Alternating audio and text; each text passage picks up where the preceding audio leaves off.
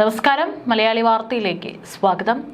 Gulf രാജ്യത്ത് താമസിക്കുന്ന ഇസ്രായേലികൾക്കുള്ള യാത്രാ മുന്നറിയിപ്പുകൾ ദേശീയ സുരക്ഷാ കൗൺസിൽ വർദ്ധിപ്പിച്ചതിനെ തുടർന്ന് യുണൈറ്റഡ് അറബ് എമിറേറ്റുകളിൽ നിന്ന് ഭൂരിഭാഗം നയതന്ത്ര ദൗത്യ ജീവനക്കാരെയും അവരുടെ കുടുംബങ്ങളെയും ഒഴിപ്പിക്കാൻ ഇസ്രായേൽ ഉത്തരവിട്ടിരിക്കുകയാണ്. ഇറാൻ, ഹമാസ്, ഹിസ്ബുള്ള, ആഗോള ജിഹാദിസ്റ്റ് വിഭാഗങ്ങൾ എന്നിവയുൾപ്പെടെയുള്ള തീവ്രവാദ ഗ്രൂപ്പുകൾ യുഎഇയിലെ ഇസ്രായേലി ജൂത വ്യക്തികളെ ലക്ഷ്യമിടുന്നതിനുള്ള ശ്രമങ്ങൾ ശക്തമാക്കുന്നുണ്ടെന്ന് NSC ഇന്റലിജൻസ് ഉദ്ധരിച്ച് പ്രത്യേക ജൂത അവധി ദിവസങ്ങളിലും വാരാന്ത്യങ്ങളിലും ഭീകര സംഘടനകൾ, അതായത് ഈ പറഞ്ഞ വിഭാഗങ്ങൾ ഇസ്രായേലിനെ ദ്രോഹിക്കാനുള്ള ശ്രമങ്ങൾ വർദ്ധിപ്പിച്ചുകൊണ്ടിരിക്കുകയാണെന്നും റിപ്പോർട്ടുകൾ പുറത്തു വരുന്നുണ്ട്. ഇത് മനസ്സിലാക്കിയതിനാലാണ് ഈ യാത്രാ മുന്നറിയിപ്പ് തങ്ങൾ പറയുന്നതെന്നും ഇപ്പോൾ റിപ്പോർട്ടുകൾ പുറത്തുവരുന്നു. പ്രാദേശിക സംഘർഷങ്ങൾ, ഇറാനെതിരായ സമീപകാല സൈനിക നടപടികളും ഗാസയിൽ നടന്നുകൊണ്ടിരിക്കുന്ന മാനുഷിക പ്രതിസന്ധിയുമാണ് ഉയർന്ന ഭീഷണിക്ക് കാരണമെന്നും ഇസ്രായേൽ ഉദ്യോഗസ്ഥർ പറയുന്നു. ഈ ഘടകങ്ങൾ പ്രതികാര ആക്രമണങ്ങൾക്ക് കാരണമായേക്കാമെന്ന ആശങ്കയുമുണ്ട്. ഇസ്രായേൽ വിരുദ്ധ പ്രകോപനങ്ങളും ഇറാനെതിരായ ആക്രമണത്തിന്റെ അനന്തര ഫലങ്ങളും ഇസ്രായേൽ പൗരന്മാർക്കും വിദേശത്തുള്ള പ്രതിനിധികൾക്കും അപകട സാധ്യത വർദ്ധിപ്പിച്ചിട്ടുണ്ടെന്നും സുരക്ഷാ അധികൃതർ വിശ്വസിക്കുന്നു. 2020 US മധ്യസ്ഥതയിലുള്ള അബ്രഹാം ഉടമ്പടിയിലൂടെ ഇരു രാജ്യങ്ങളും തമ്മിലുള്ള ബന്ധം സാധാരണ നിലയിലാക്കിയതിനു ശേഷം UAEയിലെ ഇസ്രായേലി ജൂത സമൂഹം വികസിക്കുകയും കൂടുതൽ പ്രാധാന്യം അറിയിക്കുകയും ചെയ്തിട്ടുണ്ട്. ഇസ്രായേലും ഒരു ഗൾഫ് അറബ് രാജ്യവും തമ്മിലുള്ള ആദ്യത്തെ അത്തരത്തിലുള്ള കരാറാണിത്. ഒഴിപ്പിക്കൽ ഉത്തരവിനെ കുറിച്ച് അഭിപ്രായം ചോദിച്ചതിന് ഇസ്രായേലി UAE വിദേശകാര്യ മന്ത്രാലയങ്ങൾ പ്രതികരിച്ചിരുന്നില്ല. ഇതിനു മുൻപ് UAE ഇസ്രായേലിനെ ഔദ്യോഗികമായി അംഗീകരിച്ചിരുന്നില്ല. നയതന്ത്ര ബന്ധങ്ങൾ വലിയ തോതിൽ അനൗപചാരികവും പരിമിതവുമായിരുന്നു. ഈ കരാർ ബന്ധങ്ങളിൽ ചരിത്രപരമായ ഒരു സാധാരണവൽക്കരണം കൊണ്ടുവന്നു. ഇത് അംബാസഡർമാരുടെ കൈമാറ്റം, എംബസികൾ തുറക്കൽ, വ്യാപാരം, ടൂറിസം, സുരക്ഷ എന്നിവയുൾപ്പെടെ വിവിധ മേഖലകളിലെ സഹകരണം എന്നിവയിലേക്ക് നയിച്ചു. അതിനുശേഷം UAEയിലെ ഇസ്രായേലി ജൂത സമൂഹം കൂടുതൽ ദൃശ്യവും സജീവവുമായി വളർന്നു. എന്നിരുന്നാലും പ്രത്യേകിച്ച് ഇറാനുമായും ഇസ്രായേൽ പലസ്തീൻ സംഘർഷവുമായി ബന്ധപ്പെട്ട പ്രാദേശിക സംഘർഷങ്ങൾക്കിടയിലും ഈ ബന്ധം നിലനിൽക്കുന്നു. കഴിഞ്ഞ നവംബറിൽ UAEയിൽ ഒരു ഇസ്രായേലി മോൾഡോവൻ റബ്ബിയുടെ അപൂർവ കൊലപാതകത്തിന് ശേഷമാണ് ഈ നീക്കം. മാർച്ചിൽ 3 പേർക്ക് വധശിക്ഷ വിധിച്ചു. ഗൾഫ് രാജ്യമായ UAEയിലെ ഇസ്രായേലികളുടെ സുരക്ഷാ സംവേദനക്ഷമത ഇത് കൂടുതൽ എടുത്തു കാണിക്കുന്നു. മിഡിൽ ഈസ്റ്റിലെ ഏറ്റവും സുരക്ഷിതമായ രാജ്യങ്ങളിലായി ഒന്നായി കണക്കാക്കപ്പെടുന്നുണ്ടെങ്കിലും ഈ പിരിമുറുക്കങ്ങളുമായി ബന്ധപ്പെട്ട് സമീപകാല ഭീഷണികൾ UAEയിലെ ഇസ്രായേലി പൗരന്മാർക്കും നയതന്ത്രജ്ഞർക്കും സുരക്ഷാ ആശങ്കകൾ വർദ്ധിപ്പിച്ചിട്ടുണ്ട്.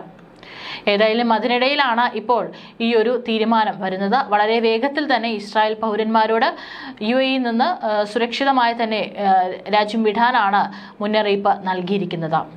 അതേസമയം ഗാസയിൽ ഇസ്രായേൽ ആക്രമണം തുടരുന്നതിനിടെ ഗാസയിലെ പട്ടിണി സംബന്ധിച്ച് ഇസ്രായേൽ പ്രധാനമന്ത്രി ബെഞ്ചമിൻ നെതന്യാഹുവിനെ തള്ളി അമേരിക്കൻ പ്രസിഡന്റ് ഡൊണാൾഡ് ട്രംപ് രംഗത്ത് വരികയാണ്. ഗാസയിൽ പട്ടിണിയില്ലെന്ന നെതന്യാഹുവിന്റെ വാദങ്ങളെ തള്ളിക്കൊണ്ടാണ് ട്രംപിന്റെ പ്രസ്താവന. ഗാസയിലെ സ്ഥിതി അതീവ ഗുരുതരമാണെന്നും പട്ടിണി രൂക്ഷമാണെന്നും ട്രംപ് വ്യക്തമാക്കി.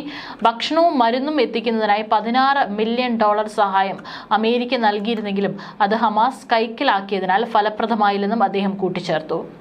ഇസ്രായേലിലെ ഗാസയോടുള്ള സമീപനം പുനഃപരിശോധിക്കണമെന്നും ട്രംപ് നിർദ്ദേശിച്ചിട്ടുണ്ട്. ഈ ഒരു വേളയിൽ US പ്രത്യേക പ്രതിനിധി സ്റ്റീവ് വിറ്റ്കോഫും ഇസ്രായേലിലെ അംബാസഡർ മൈക്ക് ഹക്കബയും ഗാസ സന്ദർശിക്കുമെന്ന് വൈറ്റ് ഹൌസ് അറിയിച്ചു. ഗാസയിലെ സമാധാന ശ്രമങ്ങളെ തടസ്സപ്പെടുത്തുമെന്ന് ആരോപിച്ച് പലസ്തീനിലെ ചില സ്വയംഭരണ സംഘടനകൾക്ക് അമേരിക്ക ഉപരോധം ഏർപ്പെടുത്തിയിരുന്നു.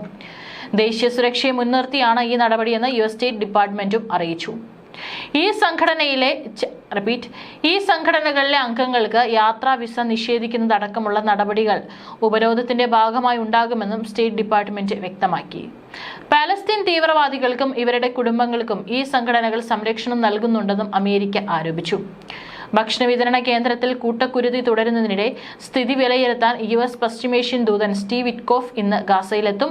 സഹായ വിതരണം വിപുലപ്പെടുത്തി ആക്രമണം തുടരാനാണ് US ഇസ്രായേൽ ധാരണയായെന്നാണ് റിപ്പോർട്ട്. ഇസ്രായേലും അമേരിക്കയും രൂപപ്പെടുത്തിയ ഗാസ ഹ്യൂമാനിറ്റേറിയൻ ഫൗണ്ടേഷന്റെ ഭക്ഷ്യവിതരണ കേന്ദ്രങ്ങൾക്കെതിരെ വ്യാപക പ്രതിഷേധം രൂപപ്പെട്ട സാഹചര്യത്തിലാണ് US പശ്ചിമേഷ്യൻ ദൂതൻ സ്റ്റീവ് വിറ്റ്കോഫിന്റെ ഗാസ സന്ദർശനം. സഹായം തേടിയെത്തിയ 1300ഓളം പേരെയാണ് കഴിഞ്ഞ ദിവസങ്ങളിൽ സൈന്യം വെടിവെച്ചു കൊന്നത്. ഇന്നലെയും 23 പേർ വെടിയേറ്റു മരിച്ചു. ഗസയിൽ വിപുലമായ ഭക്ഷ്യവിതരണ പദ്ധതിക്ക് രൂപം നൽകുന്നതുൾപ്പെടെയുള്ള കാര്യങ്ങൾ വിലയിരുത്താനാണ് സ്റ്റീവ് വിറ്റ്കോഫിന്റെ ഗാസ സന്ദർശനമെന്ന് വൈറ്റ് ഹൌസ് അറിയിച്ചു. ഇസ്രായേൽ പ്രധാനമന്ത്രി ബെഞ്ചമിൻ നെതന്യാഹുവുമായി സ്റ്റീവ് വിറ്റ്കോഫ് ഇന്നലെ വിശദമായ ചർച്ച നടത്തി. ഗാസയിലെ വെടിനിർത്തൽ, ഭക്ഷ്യവിതരണം, യുദ്ധാനന്തര ഗാസയുടെ ഭാവി എന്നിവ ചർച്ചയായി. ആക്രമണം തുടരാനും സഹായ വിതരണം മെച്ചപ്പെടുത്താനുമാണ് താൽക്കാലിക ധാരണയെന്നും US മാധ്യമങ്ങൾ റിപ്പോർട്ട് ചെയ്തു.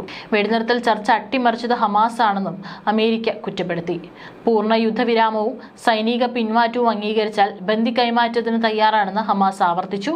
അതിനിടെ പശ്ചിമേഷ്യൻ സംഘർഷം പരിഹരിക്കാൻ ദ്വിരാഷ്ട്ര പരിഹാരം എന്ന ഫോർമുലയ്ക്ക് പിന്തുണയുമായി കൂടുതൽ പാശ്ചാത്യ രാജ്യങ്ങളും രംഗത്ത് വന്നത് ഇസ്രായേലിനും അമേരിക്കയ്ക്കും തിരിച്ചടിയായി.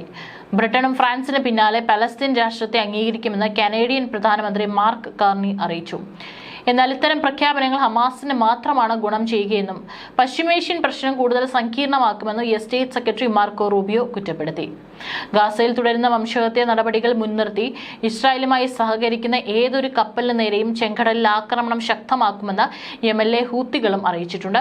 ഇസ്രായേലുമായുള്ള എല്ലാ ആയുധ ഇടപാടുകളും നിർത്തിവെച്ചതായി സ്ലൊവേനിയയും അറിയിച്ചിട്ടുണ്ട്. അതായത് ഇസ്രായേലും അമേരിക്കയും ഇപ്പോൾ ഒരു ഭാഗത്ത് നിൽക്കുമ്പോൾ മറ്റുള്ള യൂറോപ്യൻ രാജ്യങ്ങളെല്ലാം തന്നെ ഇസ്രായേലിനെതിരെ ഗുരുതരമായിട്ടുള്ള നീക്കങ്ങളാണ് നടത്തിക്കൊണ്ടിരിക്കുന്നത്.